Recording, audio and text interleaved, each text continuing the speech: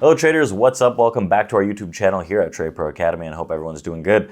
So in today's video, what we're going to be doing is talking about all-time highs and trading all-time highs, specifically around the futures market. Now, all-time highs are a very difficult situation for a lot of traders because they look at them and they see the opportunity to continuously fade and short these markets as they're ripping into higher and higher and higher prices. So I'm going to be talking about how to tackle that, how to find the potential failure of that all-time high, and how to get on board on the trend. Because when you're trading into all-time highs, realistically what happens from a deeper rooted level is that whoever was short going into that all-time high is most likely getting taken out, and the momentum for massive repositioning is super abundant, and a lot of people are buying into that high, which creates that larger expansion. Now, there is a difference between all-time highs that fail after just an ever slow slight push to the upside versus all-time highs that actually expand more aggressively that lead to hundreds of points of movement to the upside. So that's what I'm going to be discussing today, the difference between those two, as well as trading them and finding the opportunities and not getting caught out, constantly trying to short these all-time highs, thinking that, oh, it's overdone, or dealer, or gamma, or whatever the hell other reasons you might have to miss the larger expansion. So in order to do that, we're going to have to jump in front of the screens or into the screens, however you might like to put it. But before we do that, hit that like button, hit that subscribe button, and let's get right into it. Drop a comment down below. Have you had difficulties trading these all-time highs? Well, they might not last as long as you think. They generally don't. So let's look at this thing. Let's go in front of the screens and do what we do.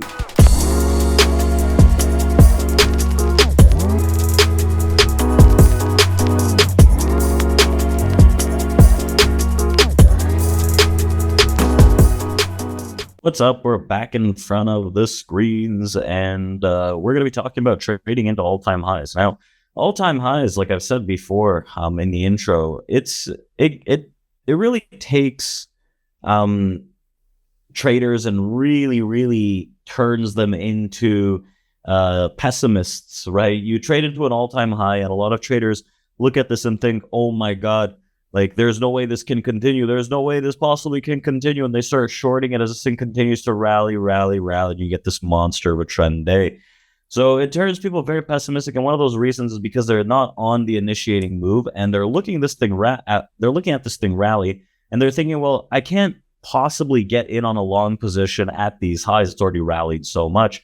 Another thought is, okay, well, I'll get in long on a pullback, but the thing never really pulls back, or it pulls back incrementally. And you're like, nah, that's too shallow. I don't want to get on that. That seems a little too extended at this point. So there's both camps that traders fall under. And ultimately, when we're trading into all-time highs, a lot of people shy away from trying to shoot their shot in terms of the long to get on side of the trend because they think it's too late. So instead, they look at it from a better perspective in their minds that, oh, it makes more sense for me to actually sell these rallies and see if I can time the all-time high top, and get a massive reversal, a little mean reversion. Well, that sounds great in theory, but realistically, that rarely happens, and you end up eating a bunch of stops. Think of it this way, right? You look at the NASDAQ over here. This was just yesterday. We made this monster move through all-time highs. And look at this, right? The dark area background is where the open is. You don't really have too much of a pullback like over here in and around this area throughout the day. Otherwise, you don't really have too much. You don't have too much going for you. It's just like continuous long. If you don't catch this pullback, then you're shit out of luck, right? And a lot of people are looking at this and thinking, oh, well, okay, it looks like it's rotating. Let me sell it here. Let me sell it here. Let me sell it here. Let me sell it here. It works maybe twice, once. Let me sell it here. Let me sell it here. Let me sell it here. Let's say you sell 7 times or 6 times, whatever the case is, maybe twice it works, the rest of them are full stops. And when it does work, you might expect this massive drop, but all you get is a few handles, right? And then you're sitting there thinking, well, crap, right? What the hell just happened? So instead of doing that, right, if you just think of this one little example, one little rule, instead of taking 6 to 7 shorts, why not take just one long? Obviously at a key area, an area that makes sense, something that we're going to be talking about how to find today. Why don't I just take one long? And if it doesn't work, right, fine, okay, maybe I'm late at that point. But instead of you just continuously losing on these shorts, you have to take one shot, find a decent area that looks like a decent long, and then take that move. You're most likely going to get that position. But the question is, how do we know where to take that long? and if the potential of the move continues. Like I said, there are two general instances into all-time high movement, and let me use the example of the S&P and the Nasdaq both here for the futures. One of the examples is that we get an all-time high move incrementally, right? We get an all-time high, and what happens is that we get one burst, and then the following days after that all-time high are very slow creep ups, right? So what I mean is the initial burst that happens, right, is a nice refreshing move into all-time highs, and then you get multiple days of not really going anywhere. You don't get these expansions. Generally, you want to look at that first day, that first maybe 1-2 days that crosses the all-time high, because that's most likely going to control and continue the trend-like movement, which is the case that happened here on Nasdaq. The prior all-time high, right, on an intraday basis, on the regular trading hours was about like 670. On the overnight was about like 720 or something. So when we get that first expansion of these all-time highs, that's the initial move that you're expecting. The first day to break, you're expecting more of a trend move, an expansive move. Now, the other aspect is, have we traded all-time highs recently, right? So there are situations where we have, let's say the market, let's say this is the all-time high right over here. We'll mark it with an X. And there are situations where we trade the all-time high and it just looks like this, right? It's just like every other day is like all-time highs.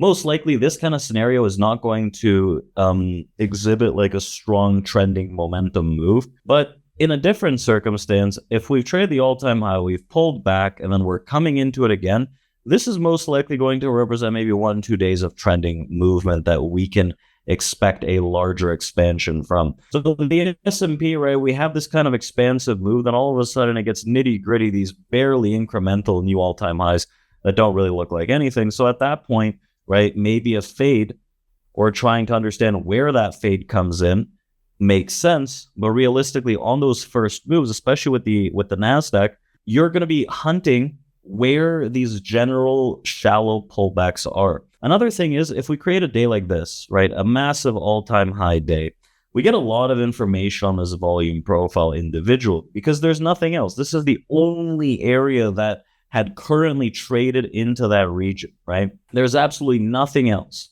right? So if I'm looking at this, I know that we have a general balance here, and then we have the drop off in volume right around here. You can see this is the weekly balance that's shaping up. So into all-time highs, I'm not necessarily super eager to fade this and sell it continuously. I'm just trying to find an area where prices continue, right? But with that, we can also find an area where prices fail. So if I'm looking at this, the volume drop-offs were these key distribution letters. You can see this balance over here. This is the first area where I would expect to see buyers try to hold this thing out, right? Now, if that doesn't happen, I have this other area down here where I'd expect buyers to hold it out, and it works decently well, seeing if we can get that kind of continuation of the upside swing. So there's the case for the continuation, right? It's imperative that we do make new highs, but what about the failure? How can I, as a trader, fade an all-time high or counter trend an all-time high with more confidence, right? What I'll be doing, what I'll be utilizing, we'll leave the trend following for a bit later, but what I'll be utilizing to actually fade and sell against a all-time high, to get a counter trend move against an all-time high, is the understanding of where these auctions are. So if I have no information, if I have only this day, realistically, then I'm going to have to use this day. I'm going to have to use that information. So like, if I start losing the first balance, honestly, at that point, I can look for some kind of failure to target the next starting point of that balance, but I'd expect some kind of hold from there, right? So if I'm going to trade it from that perspective, I'm not going to be like, oh, okay, here's the high, here's the high, here's the high, here's the high, here's the high. Next thing you know, we're up another 1,000 points. No, I'd rather them break a balance and flush, and then I can sell rallies into that balance. It's the same thing as the S&P here. The S&P, what we noted was that last week at some point, we had this area, the top of this minor balance, this is the bottom of the minor balance, into 6105s, right? So what happens is we get a general move, we fail, meaning that we close well below the area, right? We get another move over here, we fail, meaning we close into this area. So every time we come back under within this balance, 6105, I can sell rallies into it, and I can sell rallies under it, to actually fade that all-time high. So I'm not trying to pick out, okay, where's 6110, even though we did do that live on stream on YouTube. I sold, I think it was 6107. It worked out fantastic. But that's a different story. If I wanted to sell into the all-time highs, right, I would take this approach. I would take the approach of, let's like try to visualize it here. I would take the approach of finding a balance, right? Because if we take a look at how balances and auctions work based on volume profiles, as long as we continue to accept, right, into and outside of balances, the expectation is to see a continuation of a move. Now, there's going to be a situation where we have a balance just like this one, and we move outside of it, which happens on this day, We move outside of it. However, when we fail back within that balance, what that tells us is that the buy side outside of this auction area is pretty weak, and the sell side takes control to be able to put prices back in their place into an area that has heavy volume, right? This is specifically seen on an intraday, but really, really well quantified on a close of a session, meaning on an intraday, if we move up here, but we close over here, we close down here, that's when you can safely say that, okay, I have a decent opportunity and a high probability to sell rallies into this all-time high, and I could expect a decent reversion, right? I can expect this decent reversion to take place, right? Otherwise, if I freshly move into a new all-time high, the best thing that I can do is I can think about where the distribution is actually creating balance and imbalanced areas intraday. Or if I can't really tell because it's moving throughout the day, what I'm looking for are imbalances, right? Imbalances and not really expecting larger pullbacks. Now, obviously, if I break above a prior all-time high, let's say here and here, I would expect to see some kind of pullback so I can get long, right? But if that doesn't come, should that not appear, what can we do? What will we do with that information? Well, I can look at the intraday imbalances as to where prices are creating trapped shorts for me to get long. So I can look at this one of two ways, right? One, I can look at where prices may or may not have created clusters of delta, right? What does that mean? Delta clusters as prices are rallying, right? As prices are rallying to the upside, they might leave behind marks after they rotate a bit, and those will create some kind of a delta cluster. So if I take a look at the NASDAQ on this expansive day over here, right, and I look at this delta profile, I can look at it from the perspective of like, okay, realistically, as prices are moving up, are they leaving behind marks of heaviness of delta that I could potentially get into? So whether they're like red or blue delta, realistically, as long as prices rebid them, then I'm interested in those imbalances. So you can see right here between 670 and like 690, we have a decent clustering of imbalances that are left behind. So realistically, what I'm doing on that day itself is I'm looking at, okay, that area, right, you can see over here, pullback, pullback, pullback. That area is going to be the best area for me to buy into, right? And so far, we're just continuously accepting higher and higher. Remember, if I want to fade this, I need to see a cluster break through this distribution, then I can start selling into it. Otherwise, I just want to be a good little boy and follow the trend momentum move. So if I look at that from the delta perspective, that can create something, but I can also look at it from a footprint perspective. Where are we creating these monster imbalances for us to be able to hunt potential longs? Because in an all-time high momentum move, what happens, generally speaking, is that traders catch a bid, right? They start getting in aggressively. They're looking at it as like, oh, okay, this is the expansion. This is what I've been waiting for. I can keep buying and buying and buying. Everyone's covering. People are getting stopped out. The buying commences. So look at this block right here. When I look at this, right, at 670, that's the area we talked about, look at the creation of imbalanced delta into this area. There's heaviness of market selling that's trying to come in, right, or at the ask, just absorption, both of them. And a lot of traders look at this and they see two rotations and they're like, oh, well, this looks pretty good. I can sell this, right? Well, selling into this all-time high, like I said, is going to be a very, very difficult thing, especially if it's the first day that we get that expansion, especially coming out of news like that. So instead, I'm going to mark this off and I'm going to remember where that is, because realistically, that area is going to be great for the pullback. Because if I'm looking at this, I can see that massive market sellers that are coming in are getting imbalanced, getting stuck at higher prices. So I can fish out the long and we can get this expansion. I know that there are a lot of people imbalanced at this area right here, this whole cluster going forward. So let's see, if we pull back into that area, that's what creates my attempted long, right? Because it's not enough to see a bunch of like selling like this, because then you're just buying every single spot, right? It's more so, okay, is there aggression, right, of people coming in at the bid and then prices swing back up like this instance? And then in that case, I can say, okay, boom, like 685 down to 675. I can be a buyer. These guys are a trap. These guys are a trap. They've created imbalances where I can look to hunt prices at. So we pull back, right? Same thing. It holds out very well. And here we go. Continuation on the all-time high, right? If I'm looking at these like baby rotations here, like this, and I'm looking at it like, oh, okay, this guy's trapped, this guy's trapped, these guys swing higher, this guy's trapped, this guy buys. Like maybe I could be an aggressive buyer here. There's not really too much left, but like this is what I'm trying to think. I'm trying to think where these guys are actually stuck, and I can get on board on the continuation of the move. As long as these guys are continuously holding the distributions, meaning that we're holding above these auction areas, I want to be long, right? I only will fade and look for the sell side if we start breaking below. Like we have this major immediate balance that was created from the all-time high, and then another one here over the past few days.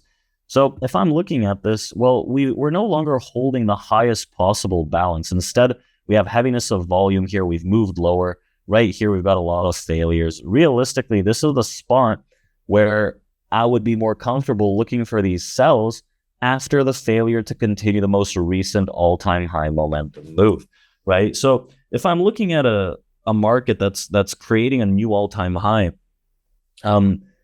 and we haven't traded an all-time high in a while, right? I'm expecting this kind of expansion. I'm not one to try to fade it. I'm only going to fade based on the criteria of us failing the auctions that have been presented, very similar to what the S&P has done most recently. So you can see the S&P is continuously making lower lows, lower highs. I'm not going to frantically keep buying this until we get that long spike above 6110, right? That's when I'm looking at this and thinking, well, I can't necessarily fade this anymore, right? It was a very similar case.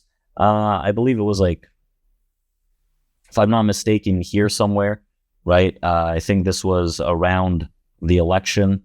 We get these like very, very strong moves throughout these days. After that first break, these first breaks to those all-time highs, I don't necessarily want to fade this, right? Every day we're just continuing new highs, new highs, new highs until eventually we break back below this auction, right? And at that point, I can say, you know what? This looks like it wants to fail a little. And then boom, right? You break back above that area, new all-time highs, up over here, right? What are we doing? I want to be a continuous buyer until all of a sudden, oh crap, they don't want to continuously accept higher and higher, so I gotta reel it in. So trading into all-time highs generally is a pretty difficult task. I think that traders get very, very absorbed in the fact that they're not long going into these momentum moves, and they do generally try to go counter a trend, which could be very, very painful. So I hope these tips and tricks helped you understand how I like to look for the long continuations versus when I can short all-time highs, right? There are certain instances where we could maybe pick out an all-time high based on order flow, but that's a different topic. So I hope you guys really enjoyed this video. Hit that like button, hit that subscribe button, and drop a comment down below. Have all-time highs been a tough market to trade for you? And we'll do more videos just like this one.